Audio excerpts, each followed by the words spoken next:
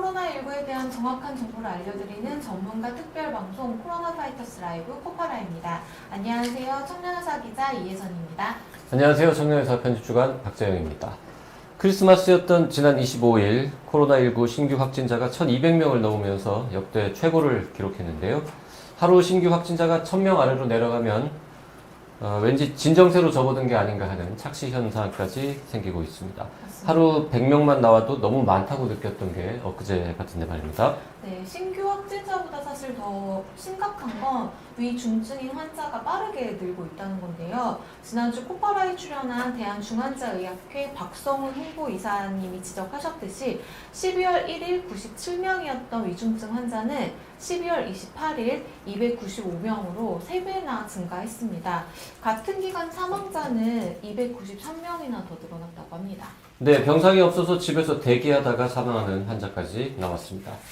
정부가 코로나19 중환자 병상을 확보하기 위해서 상급 종합병원에 행정명령을 내린 이유이기도 한데요. 행정명령이 내려지기 전 병상을 코로나19 환자에게 내준 상급 종합병원이 있어서 오늘 그 얘기 들어보려고 합니다. 네, 민간 상급 종합병원 최초로 코로나19 거점 전담병원에 지정된 순천향대 부천병원인데요. 다른 중증 환자들도 많이 찾는 곳이기 때문에 이 같은 결정이 쉽지는 않았을 것 같습니다. 오늘 코파라에서는 순천향대 부천병원 감염관리실장을 맡고 계신 김탁 감염내과 교수님을 모시고 거점 전담병원을 자청한 이유에 대해서 이야기를 나눠보려고 합니다. 네, 사회적 거리두기 차원에서 오늘도 화상으로 연결합니다. 김탁 교수님 나와 계십니다. 안녕하세요. 네, 안녕하십니까. 네, 반갑습니다. 네, 반갑습니다. 안녕하세요. 네, 지난번에도 한번 모시고 싶었는데 워낙 바쁘셔가지고 못 모셨는데. 되게 진료 일정들이 다 있고 그래서 이게 뭐 지금 또 어디를 움직이기가 좀 쉽지는 않은 상황이긴 합니다. 네. 네. 지금 진료실에 계신 거죠? 지금 오전에 외래 진료 보고 지금 이제 점심시간대 여기서 지금 계속 네, 이어서 그래서 계속 마스크를 쓰고 방송을 네. 하시는 거, 네. 시청자분들 좀 양해해 주시고요. 네, 단도직입적으로 빨리 여쭤보도록 하겠습니다. 일단 현 상황을 어떻게 보고 계신지 궁금한데요. 정부는 서울 동부구치소 관련 감염자를 제외하면 지역 감염 사례는 추세를 크게 벗어나지 않는다 이렇게 입장을 밝혔는데 교수님은 현재 상황을 어떻게 보고 계신가요? 상승세가 둔화된 건 맞습니다. 상승세가 예전에 저희가 얘기하는 저희 재생산 지수가 1.7까지도 갔다가 지금 1.2, 1.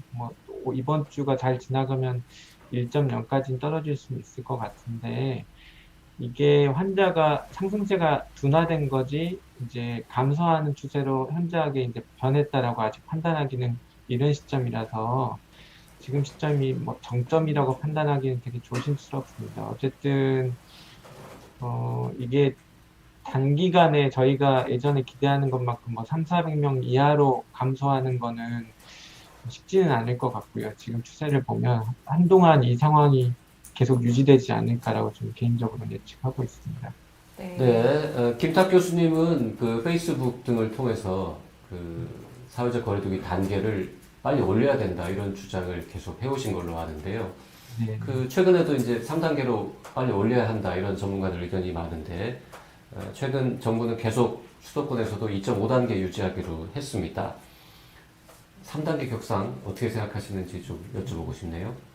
도리어 요즘은 이제 한참 유행이 나빠질 때는 3단계 제가 말씀을 많이 드렸었는데 지금 시점에 3단계는 이미 뭔가 논의하기에 타이밍이 이미 지나갔다는 생각이 좀 들고요. 기본적으로는 정부의 정책적인 방향이 3단계는 가급적 피하겠다는 게 이제 결정이 나 있는 상황에서 그 부분에 대해서 계속 이야기하는 게 그냥 실제적이지도 않고 그 다음에 3단계 타이밍 자체가 지금 조금 늦어졌죠. 그래서 지금 이제 3단계를 해도 국민들을 설득하고 동참을 유도할 수 있을 것인가에 대해서 조금 의구심이 들고 실제로 이제 여러 가지 이제 기준 자체가 이미 많이 흐트러졌지 않습니까? 그래서 네. 3단계를 뭘 3단계로 얘기를 해야 되냐라고 하면 그 구체성도 좀 떨어지고요. 지금 우리가 3단계를 올리면 그게 3단계로 해야 되는 건지 일부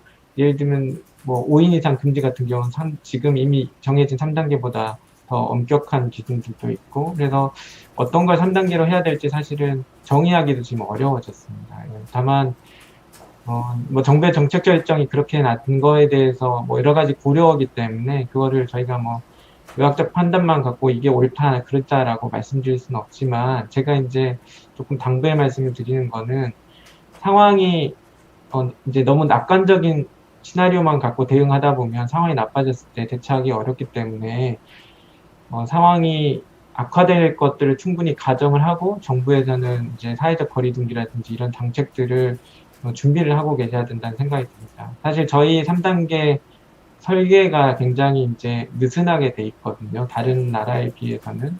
사실 어떻게 뭐 표현에 따라서 소프트 락다운 뭐 이렇게도 표현을 하지 않습니까? 근데 사실은 그게 마지막 단계가 아니고 상황이 나빠지면 더 강력한 조치들이 필요할 수도 있기 때문에, 그런 것들이 없다라고 전제하고 정책 결정을 하는 거는 조금 위험할 수 있다. 이게 개인적인 생각입니다. 네. 교수님 화면을 조금만 아래로 좀 만져주시면 좋을 것 같습니다. 요 정도면 네, 괜찮아요. 굉장히 좋습니다. 네. 아까 너무 아래쪽에 있어가지고요. 네. 우리가 처음에 이제 1, 2, 3단계 세 가지 설정했다가 네. 중간에 1.5, 2.5를 넣어서 5단계로 세분해 놓은 상태인데, 지금 3단계를 올린다고 해도 유럽에서 했던 락다운, 봉쇄하고는 좀 다르지 않습니까? 그러면은 앞으로 더 단계를 세분화한다면 3.5단계나 4단계를 만들어야 되는 그런 상황인 거죠? 그렇죠. 네, 네. 근데 그러니까 지금 뭔가 3단계를 올리는 게 이미 늦었다고 말씀하셨는데, 네. 늦었을 때가 제일 뭐 빠를 때라고, 지금이라도 올리는 거하고 좀 더 이대로 버티는 거하고는 어떤 차이가 있습니까? 제가 늦었다는 말씀은, 이제 이게 그 정책을 해도 이미 상당히 그 기준 자체라든지 정책 이런 것들이 많이 흐트러져 있기 때문에 참여를 유도하기가 조금 어렵다. 그래서 실제적인 효과를 거두기가 어렵다는 얘기고, 그래서 지금은 이미 지금 정해진 3단계를 도입하느냐 마느냐가 사실은 결정적인 지금 유행 상황을 나누는데 영향을 줄 것 같지는 않습니다. 오히려 그래서 말씀드렸던 게, 그 이상의 단계를 고려를 하고 있어야 상황이 나빠져서 대응할 수 있지 않겠느냐라는 얘기입니다. 지금 조심스럽게 말씀하셨습니다만, 지금은 3단계가 아니라 오히려 3.5단계나 4단계를 선제적으로 올려야 할 때다, 이렇게 말씀하시는 것처럼 들립니다. 그런 고려를 하고 있어야 된다는 거죠. 근데 정부 발표는 자꾸 이제 3단계가, 이제 제가 지적하는 거는 3단계가 마지막 단계라고 자꾸 이제 말씀을 하시는데, 그런 전제를 하고 접근을 하다 보면 또다시 실기할 수 있겠다는 생각이 들어서 드리는 말씀입니다. 네, 그리고 사실 국민들도 3단계에 대한 피로도가 너무 누적돼 있는 것 같아요. 실시간 검색어에 매일 코로나 3단계가 떠 있는데, 뭐 저도 언론인이긴 합니다만 언론 보도 중에는 제목에 마치 3단계 발표를 한 것 같은 그런 보도들도 있고 해서, 국민들 자체가 3단계에 대한 이제 경각심이나 필요성에 대해서 못 느끼시는 것 같아요. 그래서 교수님 말씀에 굉장히 저도 동의를 하게 됩니다. 그런 측면에서 이제 순천향대 부천병원 같은 경우에는 민간 상급 종합병원 중에서 이제 처음으로 코로나19 거점 전담병원을 자청하셨잖아요. 그게 12월 17일이죠. 다른 질환자들도 많은 상황이었을 텐데 거점 전담병원을 자청하거나 뭐 하신 계기나 이유가 있으실까요? 일단은 저희 원장님이 큰 결정을 하셨고요.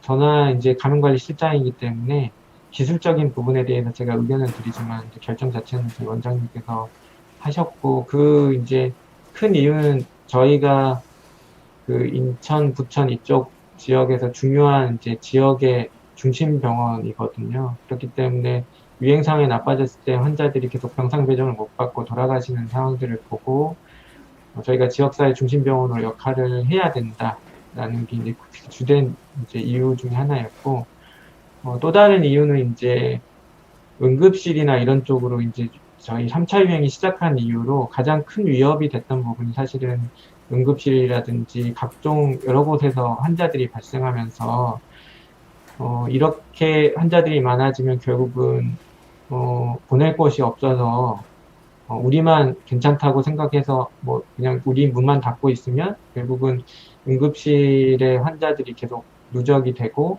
그래서 응급실 기능이 많이 마비가 되고 의료 기능이 마비가 되겠다. 결국은 우리가 먼저 병상을 확보를 하는 게 결국은 우리 병원의 기능을 살리는 길일 수도 있겠다라는 이제 그런 실제적인 이유 때문에도 저희가 전담병원에 참여를 하게 됐습니다.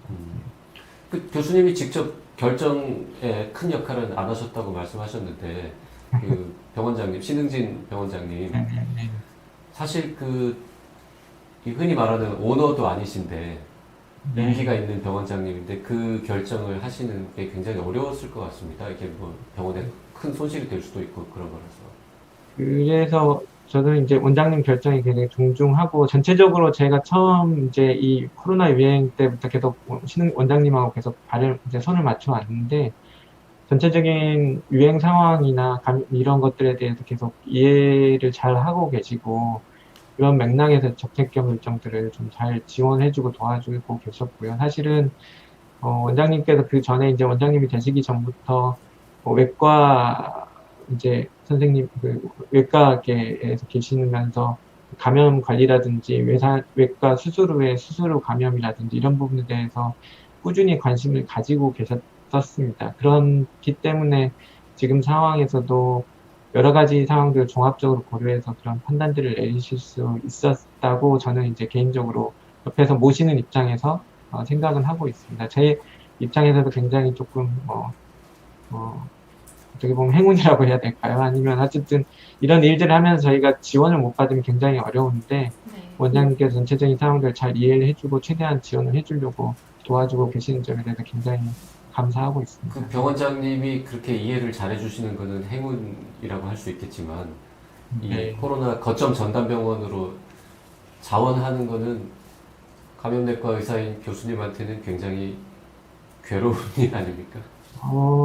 그런데 이제 이 일 자체가 사실은 제가 혼자 하는 일은 전혀 아니고요. 사실은 저는 이제 전체적인 이제 기술적인 부분들이나 뭐 이렇게 방향을 잡아가거나 이런 부분들에서 제가 주로 일을 하고 있고, 실제 현장에서는 애써주신 분들이 정말 애써주신 분들이 따로 있습니다. 예를 들면 저희 중환자 전담생들, 그 다음에 간호사분들, 그리고 뭐 여러 가지 이제 심지어는 이제 저희 감염관리팀, 그 다음에 원무, 뭐 총무, 사실은 저희 시설팀, 뭐 여러 가지 뭐 미화팀이라든지 어느 분 하나 도와주시지 않는 분들이 없고, 그분들이 희생해가면서 노력했기 때문에 저희가 참여할 수 있는 거라고 봅니다. 만약에 어느 누구라도 나는 이거에 참여할 수 없어라고 얘기를 했다면, 원장님이 결정을 하셨다고 하더라도 쉽게 진행될 수 있는 부분은 아니라고 생각합니다. 그 원내에 혹시 직원분들 중에 원장님 결정에 대해서 야 우리 망했다 이거 왜 신청했냐 우리가 굳이 뭐 이렇게 싫어하는 분들은 없습니까? 속으로는 어떻게 생각하실지 모르겠는데 겉으로 대놓고 말씀하시는 분은 없었고요. 네, 네. 정말 많이 잘 도와줬습니다. 왜냐하면 이게 단기간에 이루어지는 일들이고, 일정 부분에서는 이제 각 부서에서 갖고 있는 뭐 업무라든지 기득권이라든지 이런 부분들 일정 부분 내려놔야 되는 부분들이 있기 때문에 그 부분들이 좀 어려움들이 있는데, 다들 많이 양보해 주시고 서로 이렇게 도와주셔서 가능했던 일이라고 생각합니다. 네. 기존에도 그 코로나19 환자를 진료를 하셨던 걸로 아는데 그때는 어떻게 진료를 하셨나요? 저희가 총 2번, 이제 처음 3월 때 1차 유행 때 이제 저희가 음압병실을, 근데 이런 상황들을 가정을 하고 예전부터 좀 가지고 있던 게 있었거든요. 그때 이제 머릿속으로만 좀 그려놓고 이런 상황이 생기면 저 구역을 써야겠구나라고 생각만 하고 있었었는데, 그래서 저희 호흡기 내과 병동에 음압격리실이 3개가 있었고, 1차 유행 때는 그 병실을 이제 병동을 이제 거의 전체를 다 비워서 그 병실 3개를 확진자를 위해서 썼습니다. 그 일부는 이제 선제 격리를 위해 썼고, 그렇게 한 다음에 이제 중증 치료에 좀 한계를 좀 느껴서 그 다음에는 2차 유행이 되면서 저희 중환자실 중에 일부를, 거기에도 또 음압격리실이 있었는데 거기가 이제 그대로 쓰긴 좀 어려웠기 때문에 중증병상 9개를 비워서 그걸 중에 이제 2개를 만들기 위해서 중증병상 9개를 비워서 거기서 이제 진료를 쭉 해왔었습니다. 지금까지. 근데 3차 유행이 또 터지게 되면서 이제 환자 수가 급격히 늘다 보니까 이게 지금 2개 병상 갖고는 대응이 당장 어렵겠다고 해서 그 아까 말씀드렸던 그 병동의 병상을 다시 예비 병상으로 오픈을 했었고요. 그렇게 5개 병상을 유지를 쭉 하다가 사실은 2개 병상은 중증 치료 병상으로 등록이 돼 있어서 저희가 어느 정도 이제 손실 보상을 받는데 아까 말씀드린 3개 병상은 갑자기 열게 됐고 어디 등록하기도 어려워서 사실은 병원에서 그대로 손해를 조금 떠 안았고요. 네. 그리고 지금은 이제 그 전담병원을 열면서 전담병원으로 다 지금은 환자를 일원화시켰습니다. 왜냐하면 그렇게 분산돼 있으면 인력 배치가 굉장히 어려워지기 때문에 네. 효율 측면, 효율 높이기 위해서 지금은 전담병원 전체로 다 인력을 다 몰았습니다. 그러면 기존에는 중증도가 조금 높은 환자를 보긴 했습니다만 병상이 5개만 코로나 환자를 위해서 네, 예정되어 네. 있었는데 이번에 추가로 총 22개를 늘리신 거죠. 네, 맞습니다. 중증 10명, 그다음에 네. 중증 12명 이렇게 됩니다. 중환자 병상 10개, 준중환자 병상 12개. 네. 그 이제 22개라 그러면 보통 그냥 언뜻 듣기에는 몇 개 안 돼 보이는데 이거를 만들기 위해서 실제로는 80병상을 다 비운 거라고요. 네. 왜 그렇게 80병상을 비웠는데 22개밖에 못 만드는 겁니까? 아까 말씀드렸지만 1차, 2차 유행 때도 예를 들면 병동 하나를 비워서 3개 쓴 거고요. 그 다음에 중환자 병상 9개를 비워서 2개 쓰기 왜 이렇게 하느냐라고 생각하실 수 있는데 이게 이런 이제 감염병 환자를 보려면 직원 안전이라든지 동선이라든지 이런 것들 다 고려를 해야 됩니다. 그래서 동선도 구성이 돼야 되고 그 다음에 진료를 보지 않을 때 이제 밖에서 지원을 해줄 인력들이 있어야 되는 공간도 있고 착타리 공간도 있어야 되고 그 다음에 뭐 물품을 보관할 때 이제 폐기물이라든지 청결물품을 구별해서 보관해야 되는 측면도 있고 그래서 전체적으로 그런 구석 역할을 하는 곳들이 공간을 상당히 많이 차지합니다. 그래서 어쩔 수 없이 그런 동선을 그리고 공간을 만들다 보면 나머지 이제 공간들이 다 희생이 되고 실제로 환자를 볼 수 있는 이제 병상은 몇 개가 안 나오는 거죠. 그래서 왜 그렇게 많은 병상을 두고 이제 민간 병원들이 돕지 못할까 이렇게 조금 생각하시는 분도 계실 수 있는데 현실에서는 그 몇 명의 환자를 보기 위해서 굉장히 희생해야 되는 공간이 크고 사실 그 부분을 중수본에 지적을 하기도 했었습니다. 왜냐하면 중수본에서 이게 상황이 나빠질 때 이제 접근하셨던 방법이 각 병원에서 병상을 하나씩이라도 더 내놓으면 되지 않겠느냐라고 했는데 사실은 병상 하나를 만들기 위해서 희생해야 되는 공간들이 굉장히 많기 때문에 그런 식으로는 공간 효율이 너무 떨어져서 충분한 병상 확보가 어렵다. 그렇기 때문에 유닛 단위로 이렇게 병상을 확보하지 않으면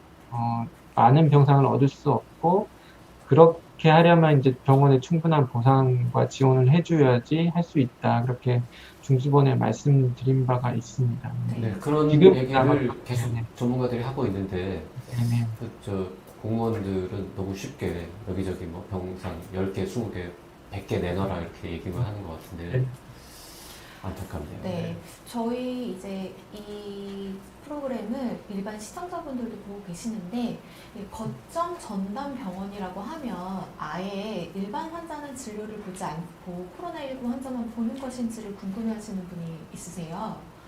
네, 이런 얘기를 하면서 이제 처음 전남병원 기준이 어떻게 나왔냐면 그 병원의 3분의 1 병상을 일단 최소 비우도록 했습니다. 그러니까 예를 들면 뭐 500병상이면 100 몇 개 정도, 병동이면 한 세네 개 정도 그렇게 하도록 했는데 이제 그렇게 해서 참여한 병원들이 제가 알기로는 뭐 평택과계병원이라든지 몇몇 병원들이 이제 참여를 했고 근데 중소형 병원에서는 그런 모델이 적합한데 저희가 이제 상급 종합병원이 참여하면서는 그 모델이 적용이 좀 어렵습니다. 왜냐하면 실제로 3분의 1을 비우면 수백 병상을 비워야 되는 상황인데 그리고 이게 상급 종합병원의 모델하고도 좀 적합하지 않고요. 그래서 그때 이제 요청드려서 그것도 이제 중수본에 이제 건의사항을 드려서 지금 기준은 상급 종합병원이 참여하기 적합한 모델이 아니니 기준을 조금 완화해달라고 해서 상급 종합병원 같은 경우는 10%로 알고 있습니다. 그렇게 해서 저희가 참여할 수 있었고, 그래서 저희는 이제 잘 할 수 있는 것들을 하자고 해서 주 중증 치료랑 준중증 치료에 이제 중점을 두고 하고, 각각 그래서 병원들이 잘 할 수 있는 부분에 집중해서 이런 이제 지원 병원들을 만드는 게 필요하다고 생각합니다. 지금 순천향대 부천병원이 몇 병상입니까, 총? 저희가 실제 한 900병상 정도 됩니다. 그러면은 10%라고 얘기를 할 때 네, 90개 병상을 비워서 예를 들어서 코로나 병상을 뭐 30개를 만든다. 그러면 그게 10%로 인정되는 네, 겁니까? 네, 음. 코로나 병상을 90개를 만드는 건 아니군요. 그렇죠. 그렇게 만들기는 어렵죠. 병상을 90개를 비워도 90개가 다 병상 역할을 할 수 있는 게 아니기 그 때문에 지금 그 네. 순천향에서는 80병상을 그 3층 전체를 다 비우고 만들었는데도 22개 추가됐고 기존에 있던 거 5개 쳐봐야 27개이니까 네, 네. 만약에 그런 일이 안 일어나야 되겠지만 통째로 뭐 900병상짜리 병원을 다 코로나 전담 병원으로 완전히 바꾼다고 해도 실제로 코로나 환자를 볼 수 있는 병상은 많아야 뭐 300개가 채 안 되고 이런 상황이군요. 그런 모델은 사실은 저는 조금 개인적으로는 조금 효율이 떨어진다고 생각하는 게 그 이유는 뭐냐면 그 일종의 이제 그런 모델 중에 하나가 예를 들면 컨벤션 센터를 만들거나 비어있는 건물을 비워서 거기를 통으로 다 쓰거나 아니면 이제 저희 대구 동산병원 같은 모델이 이제 그런 모델인데 이 의료 인력 수급에 문제가 있습니다. 그리고 거기에 파견 인력을 받아서 일을 하면 의료 질 측면에서 좀 문제가 생기기 때문에 저는 이제 기존의 병원들이 갖고 있는 시스템을 그대로 이용을 해서 그 병상 중에 일부를 내놓는 게 더 적합한 모델이라고 생각을 하고, 그래서 뭐 상급종합은 또 그 나름대로 비코로나 진료를 해야 되기 때문에 그런 식으로 다 비우는 건 사실은 다른 피해들을 만든다고 생각하고 그런 이유 때문에 저희가 3분의 1 모델은 상급종합병원에서 적절치 않다. 그래서 이제 그 기준을 완화해달라는 요청을 드렸던 게 그런 맥락입니다. 그 80병상에 원래 입원해 있던 환자들은 어디로 갔습니까? 저희가 그 당시 이제 병상 가동률이 조금 떨어지면서 다른 병실로 옮기기도 하고 전원이 가능한 분들은 전원을 하기도 했고 그래서 전원상에는 큰 문제는 없었습니다. 그래서 그뭐 2, 3일 정도 걸려서 저희가 다 그 병상을 소산시키는 것들은 마무리를 지었고요. 네. 네. 의료진 인력 문제를 말씀하셨는데요. 코로나19 환자를 진료할 의료진을 확보하는 것도 사실은 문제일 것 같습니다. 이 부분은 좀 어떻게 해결하셨나요? 뭐 내부에서만 해결하신 건지 아니면 외부에서 인력 지원이 좀 필요한 상황이신 건지 궁금하거든요. 저희가 이거 준비하면서 그분에 조금 논의를 했는데 외부 의료 인력을 받을 것인가 마실 것인가 논의를 했는데 기본적으로 저희가 자체적으로 해결을 하자고 했고 그 이유 중에 하나는 아까도 말씀드린 대로 숙련된 의료 인력을 구하기가 어렵고 그렇지 않다 보면 그 의료 인력들이 와서 실제로 도움이 안 될 수 있거나 아니면 그 의료 인력과 다시 손발을 맞추는데 들어가는 또 에너지가 있고 다른 갈등 소지들이 생길 수 있어서 저희가 자체적인 인력들을 동원을 해서 그걸로 진행해보자라고 했습니다. 그래서 지금 이제 한 저희가 이틀째 되고 있는데 아직까지는 큰 문제 없이 잘 돌아가고 있습니다. 근데 기간이 늘어나면 문제가 좀 생길 수도 있지 않을까요? 의료진 번아웃이라든지 뭐 여러 가지 문제가요? 사실은 이제 그런 측면에서 근데 이게 어떤 형태든지 다 그런 건 가능할 거라고 봅니다. 그러니까 예를 들면 외부에서 파견을 받으면 결국 의료의 질적인 측면에서 문제가 좀 생기고요. 그다음에 이런 시간들이 길어지면 당연히 의료진들이 힘들어질 수 있기 때문에 결국은 전체 유행 상황을 빨리 좀 안정화시켜 주지 않으면 이 상황이 길어질수록 의료인들이 굉장히 좀 견디기 어려울 수 있다는 생각이 들고 비슷한 상황들을 이미 미국이나 유럽이 다 겪고 있죠. 사실은 거기 계시는 의료인들이 어떻게 겪고 있는지 굉장히 좀 걱정스럽긴 한데 저희도 뭐 그런 일들이 벌어질 수 있다고 생각을 합니다. 그래서 의료 인력이라는 게 단기간에 뭐 양성이 되거나 그런 특성의 인력들이 아니기 때문에 어쨌든 있는 인력을 가지고 최대한 효율적으로 안배를 해서 쓰는 게 중요하다고 생각합니다. 그 의료 질 관리 측면에서 이제 숙련된 의료진을 찾는 게 좀 어렵다라고 하셨는데 그럼 그런 의료진들을 대상으로 지속적으로 이렇게 교육을 한다거나 해서 예비 인력이라고 하기엔 좀 그렇지만 투입할 수 있는 그런 방법은 네. 없는 걸까요? 몇 시간 교육한다고 되는 일이 아니라서. 네. 네. 그래서 사실은 그 부분에 대해서도 계속 얘기들이 좀 있었고, 일부 모델에서는 그걸 실행을 한 적이 있고, 아시는 것처럼 안성의료원 같은 경우는 안성 프로젝트라고 해서 거기에 이제 ICU를 오픈하시면서 분당 서울대병원에 좀 도움을 받으셔서 트레이닝을 좀 했던 걸로 알고 있고, 그 외에 다른 의료원에서도 이제 그런 모델을 따라서 좀 트레이닝을 하거나 이런 것들 좀 저도 기사로 본 적은 있고, 길게 보면 사실은 이제 제가 중환자 의학을 하는 사람이 아니니까 제 영역이 아닌데 더 말씀 주는 게 굉장히 조심스럽긴 한데, 결국은 이게 평소 중환자 인력도 사실은 이게 손익 구조가 별로 좋은 구조가 아니기 때문에 많은 사람들이 투입을 못하고 굉장히 또 중환자 전담생들도 부족하고, 그래서 원래도 사실은 의료 파트에서 3D 쪽이지 않습니까? 네. 그 부분에 대해서 정부에서 직접 고용을 해서 이 의료 인건비를 직접 지원을 해준다든지, 아니면 이제 제 개인적인 아이디어 중에 하나는 공공의료 역량을 키울 생각이라고 하면 공공의료에 이제 그 채용을 좀 늘리고 그 인력을 이제 의료 그 민간 병원과 이제 의료 인력을 이제 공유를 해서 그렇게 서로 인력도 지원받고 그다음에 교육도 시켜줘서 전체적인 풀 자체를 키우는 이런 전략들이 좀 필요하지 않을까 싶습니다. 결국 이제 국민들 입장에서 민간 병원에 환자 의료진을 고용하는데 왜 뭐 세금을 쓰느냐라고 이해할 수 있는데, 결국 이게 다 전체적인 이제 의료 질 관리라든지 국민들의 돌아가는 혜택이라는 측면을 보면 조금 관점을 달리 접근해야 되지 않을까라는 생각을 좀 하고 있습니다. 저희가 돈 얘기를 안 할 수가 없는데 지금 이제 순천향대 부천병원 같은 경우에는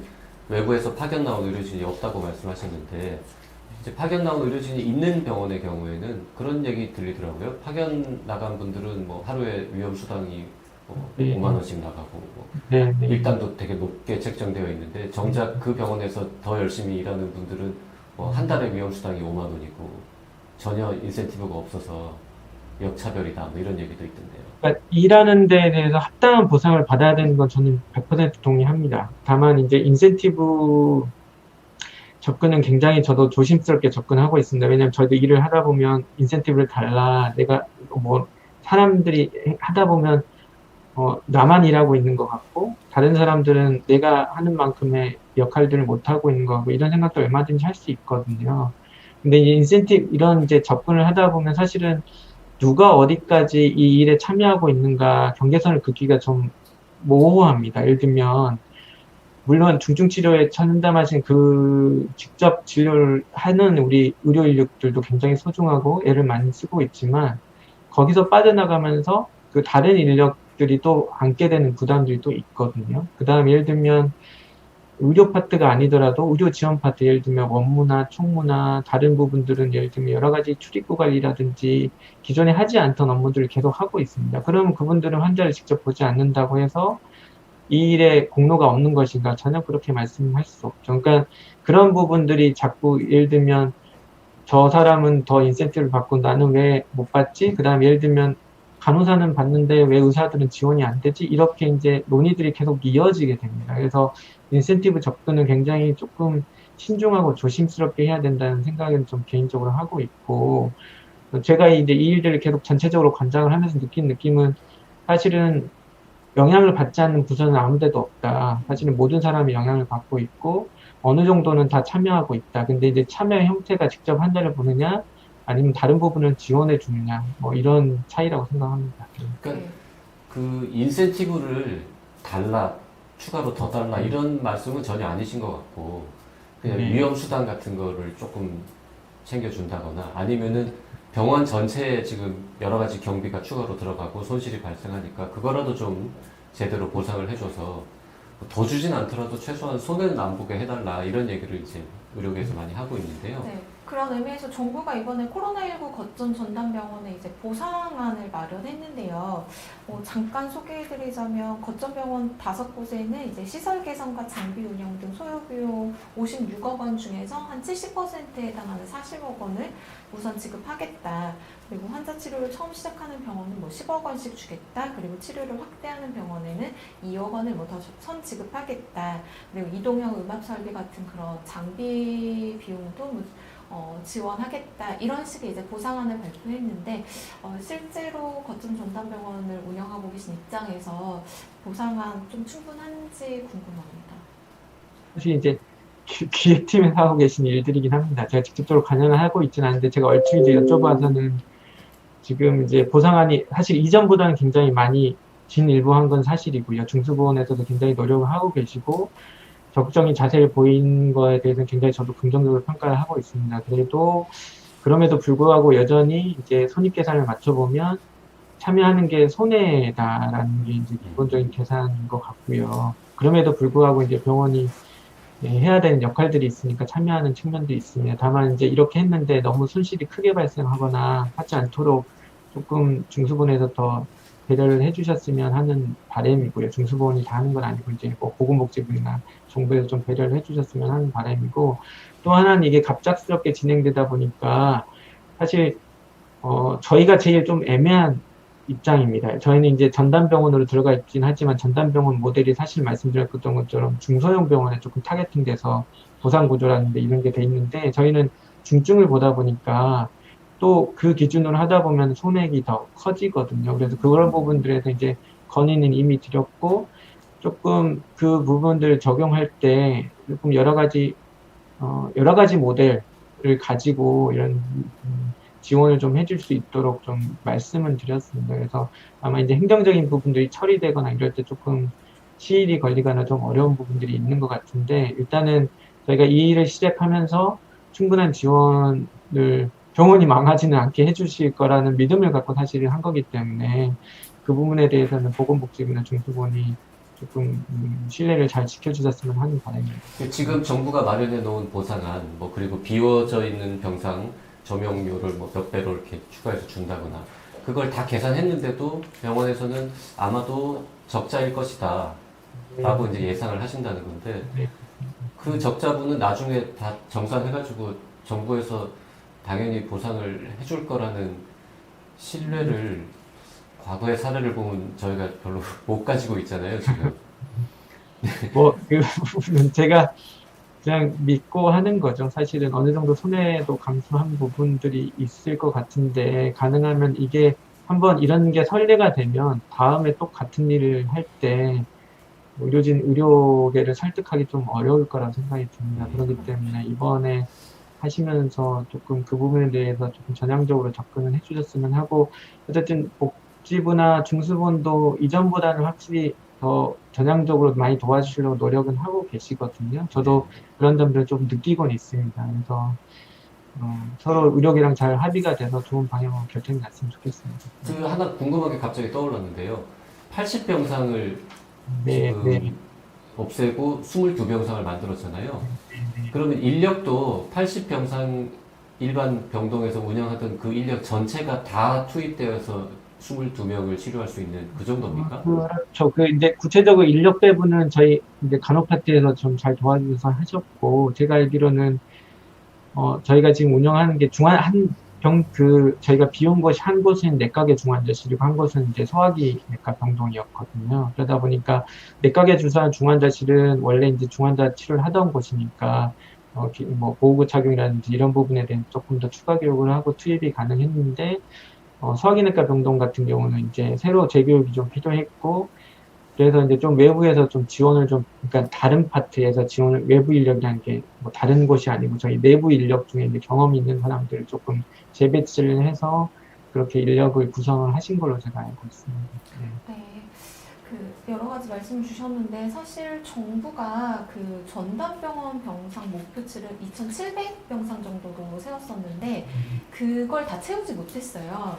그 64.6% 정도만 확보를 했는데 정부가 어쨌든 보상도 조금 더 늘리고 이런 대책을 마련을 했는데도 병원들이 전담병원 지정에 좀 적극적이지 않아 보이거든요. 혹시 그 이유는 뭐라고 생각하시나요? 그 이유들이 여러 개 있을 텐데 하나는 알 것 같아요. 적자라면서요. 그렇죠. 그렇죠. 네. 이게 다 보상이 될지에 대한 믿음도 사실 없고. 그러니까 네. 적자 얘기는 한 가지 이유고 또 다른 이유들도 있죠. 시간이 촉박했죠. 시간이 촉박했고, 사실은 개별 병원 입장에서, 예를 들면 이런 부분에 대해서 어떤 계획들을 가지고 이렇게 할 수 있겠다는 생각을 좀 하고, 거기에 준비된 인력들이 있으면 훨씬 대응하기 쉬운데, 그렇지는 않은 병원들 입장에서는 좋아, 병원을 비우는 것까지는 좋은데, 그러면 그 다음에 우리는 어떻게 하지라는 생각을 안 할 수 없거든요. 그러면 이 코로나 환자를 한 번도 본 적이 없는 병원 입장에서 이 환자들을 본다는 것 자체가 굉장히 조금 공포스러울 수도 있고요. 네.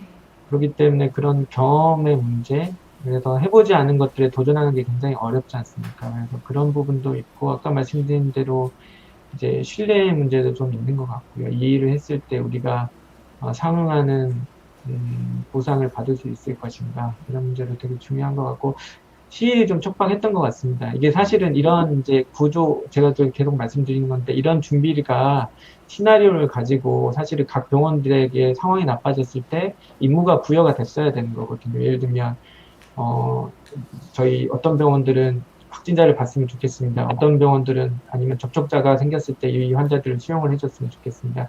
최근에 가장 문제가 되고 있는 요양병원 같은 경우는 문제가 되는 건 이분들을 소산을 못 시키는 건데, 그런 상황이 됐을 때 여기서 뭐 접촉자가 아닌 분들이라거나 아니면 접촉자인 분들을 생기면 받아주십시오. 라는 이런 것들이 이제 약속된 것들이 있어야 되는데, 그런 것들이 없이 갑자기 2주 만에 병원에서 확진자를 볼 수 있는 여건을 만들어라 하면 사실 어렵죠. 왜냐하면 건물 자체에 공조 문제도 있고 감염관리 문제도 있기 때문에 단기간에 결정하기 쉽지 않은 문제라고 그 생각합니다. 2주 말씀하셨는데 그 네. 80병상을 중환자 병동으로 바꾸는데 물리적으로 시간이 얼마나 걸렸습니까?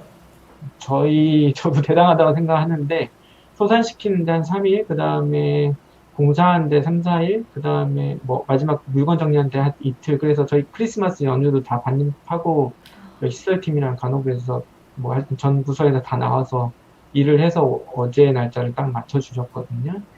그래서 한 열흘 그게 쯤 걸린 겁니까? 네. 근데 이제 그게 가능했던 거는 사실은 이런 말씀 좀 들으면 좀 원장님은 싫어하실 수 있는데, 항상 그런 생각을 좀 해왔습니다. 이게 상황이 나빠지면 우리 병원을 오픈을 해야 되는 상황이 생길 텐데, 그러면 어디가 좋을 건가, 이런 것들을 좀 생각을 해고 도면을 항상 그려놓고 있었거든요. 그래서 가끔 원장님이 싫어할 것 같지 않은데요? 원장님한테 가끔 보여드리기도 하고, 그래서 아니 그 이렇게 일선에 어떤 병원 관계자들 되게 황당한 이야기를 많이 듣는다면서 공무원들이 전화해서 병동 하나를 3일 안에 비워달라고 이런 얘기도 한다고 그러더라고요. 근데 이제 공사하는 그거 데만 며칠 안 걸리는데. 되죠. 안 되죠. 그건 비운다고 해결되는 게 아니고, 비워서 어떻게 쓸 건지, 인력을 어떻게 배치할 건지에 대한 계획이 있어야 가능한 건데, 미리 준비가 안 돼 있으면 사실 2주 만에 하기가 어렵습니다. 그래서 말씀드렸던 게, 사실은 맨 처음에도 말씀드렸지만 정부는 나쁜 시나리오로 갈 가능성에 대해서 염두를 두고 준비를 항상 하고 있었어야 되죠. 근데 그런 준비가 사실 너무 부족했던 게 사실 제일 큽니다. 지난 11개월 동안 1, 2차 유행을 2차 유행은 아니고 2차 유행을 너무 잘 막은 게 오히려 독이 됐다는 생각이 좀 이제 와서 좀 들고요. 네. 저희 시청자분이 순천향대 부천병원이 코로나19 거점 전담병원이 되는 데는 감염관리실장님의 큰 그림이 있었다고. 미리 원장님한테도 도면 보여드리고 이래서 할 수 있었던 거다 이렇게 얘기하신 분도 있고요.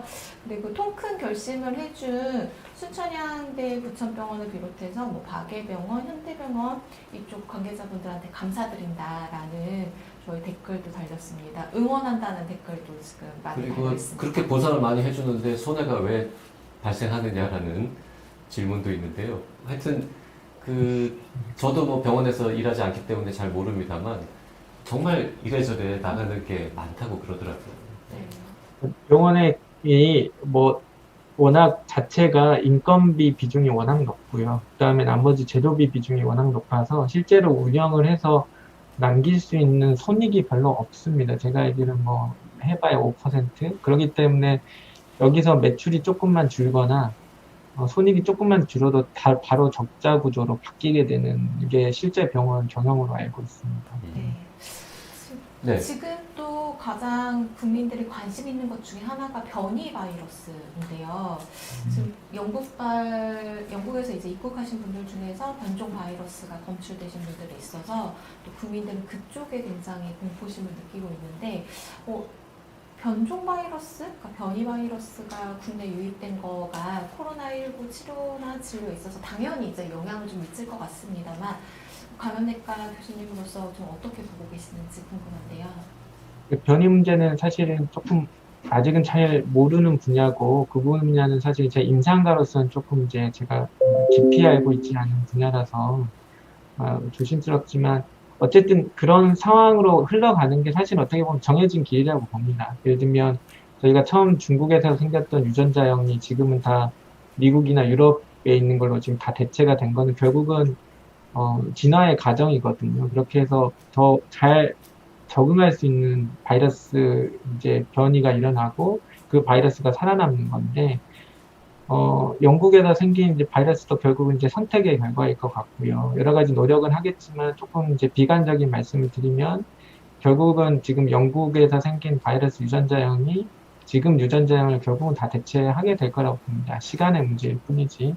네. 저희가 무슨 강력한 억제적 엘리미네이션 전략을 피지 않는 이상은 지금의 저희가 이런 전략적인 접근 방식으로는 결국은 영국에서 유입되는 이제 바이러스들이 지역사회 전파가 되고 그 바이러스로 이제 대체가 다 될 거라고 보고요. 다만 이제 그렇게 대체가 된 이후에 이게 정말로 뭐 감염력을 조금 높인다는 얘기들이 좀 있는 것 같고, 그런데 그게 이게 중증도를 높이거나 다른 영향을 줄거나 혹은 오히려 중증도가 낮아질 가능성도 아주 배제할 수는 없거든요. 이게 이제 바이러스가 더 잘 생존하면서 오히려 중증도가 약해질 수는 있는데, 어쨌든 그렇음에도 불구하고 전체적인 이제 유행의 크기가 커지면서 질병 부담이 커지면 거기에 따라서 사망자가 많이 생기고 의료 부담이 커지는 건 어쩔 수 없을 것 같습니다. 그래서 그 이제 변이 바이러스가 결국은 유행의 크기를 크게 만들 소위는 충분히 있어 보입니다. 백신이 지금 어쨌든 사용되고 있는데요. 우리나라도 접종할 수 있을 거라고 기대하고 있습니다만, 백신을 맞았을 때 변이 바이러스의 효과가 있을 것이냐, 이에 대해서도 궁금해하시는 분들이 많거든요. 선생님 그건 잘 모르실 거예요. 모르는데 아마 실험적으로 조금 더 연구가 되고 증명이 돼야 되는 부분인 것 같고, 어떻게 보면 이런 부분들이 결국 이게 영향을 줬느냐는 사후적으로 알게 될 가능성이 높다고 봅니다. 이 일이 다 벌어진 이후에 영향을 주지 않았다, 주었다, 이렇게 저희가 나중에 알게 될 것 같습니다. 네. 자, 병상 얘기 조금 더 해보면요. 수도권의 가용 병상이 지난 12일에는 2,500개 정도 있었는데 26일 5,800개로 지금 늘었습니다. 어쨌든. 그러니까 그 하루 이상 대기하는 환자도 한 600명 가까이 늘었다가 현재는 지금 100명 수준으로 내려가 있단 말이죠. 지금 상태에서 계속해서 발생할 수 있는 코로나19 위중증 환자들 얼마나 감당할 수 있을까요? 최근에 이제 병상 상황이 계속 좀 많이 유동성이 있어서 저도 정확히 파악하고는 못하고 있습니다. 근데 이제 아직 여전히 중증 환자 배정에는 정부에서 얘기하는 것처럼 실제 상황에서는 조금 여전히 어려움이 좀 있는 것 같고, 근데 아주 나빴던 시절보다는 조금 개선이 된 것 같긴 한데, 근데 결국은 위중증 환자가 단기간에 줄지는 않을 거라고 봅니다. 이제 예를 들면 이제 제가 좀 눈여겨보는 통계 자료가 이제 프랑스인데, 프랑스도 지금 유행 상황을 굉장히 강력하게 억제를 해서 신규 확진자는 많이 줄였지만 지금 사망자 숫자는 못 줄이고 있거든요. 그러니까 이게 저희가 유행이 크기가 커져서 반영된 이제 위중증 환자나 사망자가 단기간에 줄지는 않고 이 유행이 크기가 줄어들더라도 상당히 좀 오래 더 지속될 가능성이 있고, 그래서 위중증 환자의 부담은 앞으로도 상당히 좀 있을 수 있습니다. 그리고 더 근본적으로는 이게 결국은 아까 말씀드렸지만 저희가 지금 다 겪고 있는 일들은 기존에 이미 우리가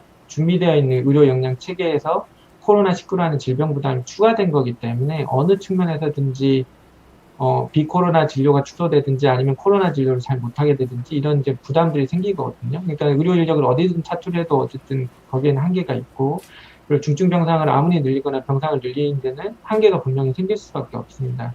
그렇기 때문에 결국은 유행의 크기를 줄이려고 계속 노력을 해야 되고, 그런 노력들이 잘 성과를 보이지 못하면 아무리 병상을 늘려도 결국은 그 환자들 중에 사망자가 생기고 이런 일들은 막기 좀 어려울 거라고 봅니다.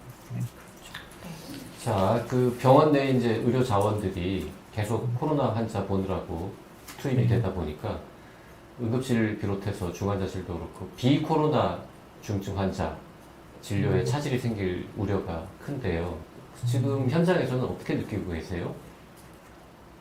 일반 평상의 진료들은 유지는 잘 되고 있습니다. 평상의 진료는 잘 유지되고 있는데 제일 문제가 되는 거는 응급 질환들, 특히 이제 응급실 상황들이 제일 문제가 되고 있는 걸로 제가 지금 파악은 하고 있고, 예를 들면 이제 응급 환자들은 급하게 수술을 해야 되거나 뭐 이런 사람들이 이제 골든타임이라는 게 있죠. 근데 이제 코로나 여부를 확인을 하다 보니까, 지연이 된 좀 경우들이 좀 있고요. 또 하나는 응급실에 확진자가 왔는데 병상 배정이 늦어지면서, 격리 공간이 부족해지면서 이제 대기가 더 길어지는 이런 문제가 있어서 응급실 중심으로는 지금 비코로나 진료에 조금 굉장히 문제가 생기고 있는 걸로 좀 파악이 되고, 아직은 전체적인 이제 뭐 입원 환자 관리라든지 이런 부분에 대해서는 조금 영향을 덜 받는데, 다만 이게 전체 지역사회 감염이 늘다 보니까 원내에서 직원이 감염된다든지 환자가 감염된다든지 보호자가 감염된다든지 이런 일들이 계속 생겨서 병상 기능의 일부를 일시적으로 기능을 잃는 경우들이 지금 반복적으로 여러 병원에 생기고 있고, 저희 병원도 마찬가지입니다. 선생님도 코로나 검사 여러 번 받아보셨죠? 한 8번 받아본 것 같습니다. 8번이요. 8번이요. 의료진 분들이 정말 코로나 검사를 자주 받으신다고 하더라고요. 어쩔 수 없는 상황이긴 하지만 그래서 검사 받으시는 것도 참 고된 일일 것 같습니다. 어떠세요? 할 때마다 더 무서워집니다. 처음에는 몸으로 검사를 하는데 네. 하다 보면 이제 이게 앞에 찔렸던 기억들이 계속 있지 않습니까? 그러니까 검사를 하는 게 좀 더 계속 힘든데 해야 될 수밖에 없는 상황이게, 예를 들면 제가 증상이 갑자기 생기거나 아니면은 환자가 왔다 가서 제가 노출자가 되거나 이런 경우도 생기면 결국은 이제 검사를 받아야 되거든요. 그래서 저희 하여튼 많이 받고 있습니다. 네. 정말 고생이 많으십니다. 네. 고생이 많으신데 제일 힘든 게 뭡니까? 이렇게 물어보면 뭐라고 답하시겠습니까? 사실은 저는 몸보다는 마음이 더 중요한 것 같아요. 그래서 이제 예를 들면 이런 일들을 할 때 내가 나 혼자 떨어져 있지 않구나, 다른 사람들의 지원을 받고 있구나, 이런 느낌을 받는 게 굉장히 중요한 것 같고요. 그래서 공공의료원들이 굉장히 힘드셨을 것 같아요. 민간 병원이 덥지 않고 자기들이 이렇게 이제 소외돼 있다 이런 느낌들을 좀 받으셨을 것 같고, 저는 그래서 의료진들이 지원을 잘 받고 있다 이런 느낌을 받는 게 중요하다고 생각합니다. 외로우시군요, 요새 많이. 네. 안 외롭게 해드리려면 어떻게 해야 될까요? 저희가 응원을 더 많이 해드려야 될까요? 페이스북 친구를 많이 늘려드리면 좀 나을까요? 선생님 페이스북에서 좋은 글 많이 쓰신다 그래가지고 제가 한글로 이렇게 김탁 쳤더니 안 나오더라고요. 영어로 돼 있더라고요. 영어로 돼 있습니다. TARK 킴 이렇게 돼 있더라고요. 그래서 방송 보시는 분들 김탁 선생님 외롭다니까요. TARK 킴 네. 친구는 안 받고 검색하셔가지고 팬신 신청 좀 해주세요. 하여튼 이게 팬데믹이라는 게 그런 것 같습니다. 모든 사람이 영향을 받기 때문에 자영업자분들 얼마나 힘드시겠습니까? 그래서 우리가 서로 돕는다는 생각을 갖고 임하지 않으면 굉장히 견디기 어렵고, 다 내 일이기도 하고 남의 일이 아니다라는 생각을 갖고 같이 좀 임해 주셨으면 좋겠습니다. 진짜 마음 같아서는 찾아와서 밥이라도 한 끼 사드리고 싶은 그런 마음이 막 그렇군요. 듭니다. 네. 어쨌든 상급종합병원에서 감염되고 중환자도 계속 보실 텐데 오늘 뉴스 보니까 어제 하루 사망자 숫자 최고 기록도 깼더라고요. 40명 돌아가셨는데 참 뭐라고 드릴 말씀이 없습니다. 어쨌든 좀 더 힘내주시고요. 네. 그 지난 9월 달에 대한의사협회 종합학술대회 때 선생님 발표하신 게 나름 화제가 됐었습니다. 네.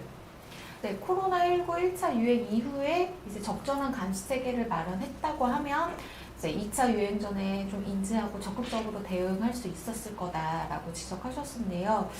3개월 뒤에 발생한 요 3차 대응에서는 그래도 좀 나아진 게 있었는지 아니면 여전히 그대로였는지 없어 보입니다만. 네. 네. 어떻게 보세요?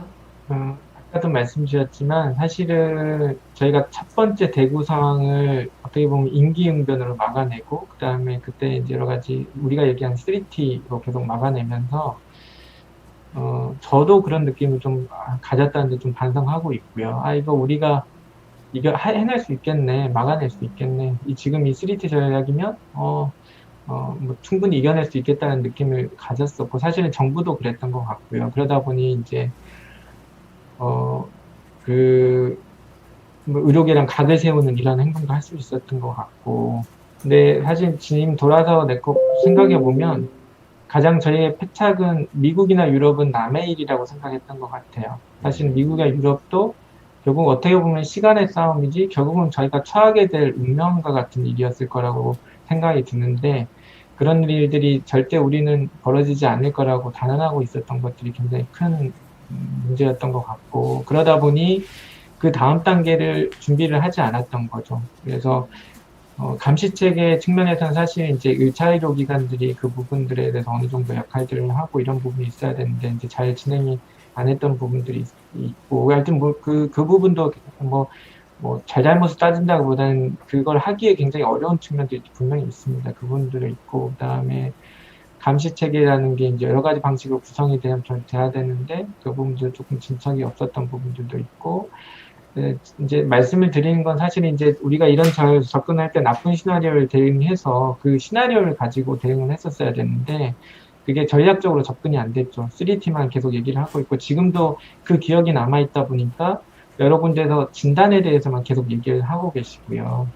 사실은 근데 이제 이런 단계 조정을 할 때 사실은 사회적 거리두기만 딸려가는 게 아니고 사실은 테스트, 트레이스, 트리트가 다 같이 움직여야 되거든요. 예를 들면 단계가 올라가면 예를 들면 아까 말씀드렸지만 3단계가 되면 민간 병원 중에 약속된 병원들은 병상 일부를 이제 다음 역할들을 위해서 비워라 이렇게 이제 액티베이션이 되는 거죠. 그렇게 전략적으로 움직여야 되는데 그런 거 없이 테스트는 따로 움직이고 트레이스는 따로 움직이고 이런 예를 들면 지금 대표적으로 문제가 되는 게 항원 검사죠. 네. 항원 검사를 이제 도입을 하려면 유행의 단계가 남아져서 뭐 3단계라든지 아니면 4단계라든지 뭐 이 정도 상황에서 이때는 우리가 PCR 역량이 부족하니까 항원 검사를 도입을 해서 어쨌든 검사 역량을 최대한 늘려보자. 그 다음에 그분들은 예를 들면 그게 이제 정확하진 않지만 검사를 하더라도 음성이 나오더라도 집에서 증상이 좋아질 때는 무조건 집에 있어라. 이렇게 이제 사회적 거리두기 단계가 조정이 되고 트리트 같은 경우는 아까 말씀드린 경우는 각 약속된 대로 민간 병원들이 다 약속된 병상을 비운다든지 뭐 약속된 대로 예를 들면 중증병상 일부 이제 유니트를 소개를 시켜서 거기를 기능 변환을 한다든지 이렇게 이제 움직여 가야 되는데 그런 전체적인 단계별 전략적 접근 없이 지금은 다 따로 떼어져 있기 때문에 이게 통합적으로 움직이지 않고 지금 상황에 적절하지 않은 전략적으로 이게 뭔가 잘 매칭이 안 되는 이야기들이 자꾸 나오게 되는 이런 문제들이 좀 있습니다. 네. 저는 그 말씀을 진짜 좀 그 중요한 정책 결정권 갖고 있는 분들이 좀 아셔야 될 것 같은데 그 3T 중에 이제 테스트가 제일 중요한 거였던 경험 때문인지 그 너무 이상할 정도로 신속항원 검사에 집착한 것 같아요. 대통령까지 나서서 계속 하자 그러고 전문가들은 다 이 민감도나 특이도나 다 너무 낮아서 안 된다고 얘기를 하고 있는데 참 안타깝습니다. 네. 네. 아이고 그 집에는 매일 가시죠 그래도? 집에는 가고 있습니다. 식사도 네. 다 하루 3번 드십니까? 식사는 원래 잘 안 먹긴 해요. 잘 챙겨 먹으려 노력하고 있습니다. 저희 원래 오늘 외래 진료 오전에 보시고 점심 드셔야 되는 시간에 저희가 초청해가지고 네. 오늘 점심도 못 드시지 않았을까 좀 걱정인데요. 생방송 끝나고 점심이라도 좀 챙겨서 드시기를 바라고요. 네. 오늘 화상 연결이지만 저희 코파라에 출연해 주셔서 정말 감사드립니다. 저희도 네. 계속 응원할 거고요. 건강 잘 챙기시고 계속 거기에 있어 주시기면 그리고 좋겠습니다. 정말 누가 황당한 일 많이 생기고 정부에서 이상한 거 얘기하면 좀 몰래 연락 주세요. 저희가 기사로. 네, 혹시 교수님 마지막으로 하고 싶으신 말씀 있으실까요? 그냥 아까 했던 말씀이랑 비슷합니다. 이제 팬데믹이란 의미에 대해서 자꾸 떠올리면 모두가 영향을 받는 일이다라는 생각이 듭니다. 그래서 내가 직접 이 일에 참여하지 않더라도 모두가 영향을 받고 있고, 저는 이제 이 상황을 각자 도생하는 방식으로 해결하려고 하다 보면 결국 다 공멸할 수 있다고 생각합니다. 조금씩 양보하고 이해해주고 이런 것들이 필요하다고 저는 생각합니다. 네, 네, 이상입니다. 오늘 좋은 말씀, 긴 시간 감사합니다. 네, 감사합니다. 네. 감사합니다. 그리고 계속 저희가 화이팅과 응원의 말씀을 계속 드려야 될 것 같아요. 네. 큰 결심 해주시는 데 있어서 하셨던 것도 되게 감사드리고, 혹시 저희 생방송이니까 이렇게 고생하고 있는 다른 의료진 동료들한테도 한 말씀 해주실 수 있을까요? 같이 힘내자고.